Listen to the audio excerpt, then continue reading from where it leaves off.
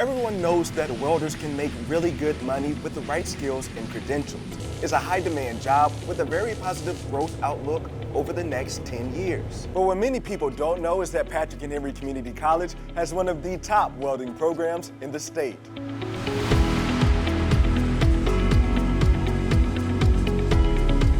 On average, Patrick and Henry grants approximately 200 welding certifications to over 135 welding students each year. These new welders will earn an average of $22 per hour, which translates to $46,000 per year. And that's not counting overtime, bonuses, and more. But all of that is about to change. Patrick and Henry Community College has just completed a brand new state-of-the-art welding facility capable of handling nearly 3 times the number of students as our old shop. We expect to award many more certifications in this facility than we have in previous years, and you could be one of them. Not only do we teach the usual arc, MIG, TIG, and even pipe welding, Patrick and Henry has state-of-the-art robotic welders.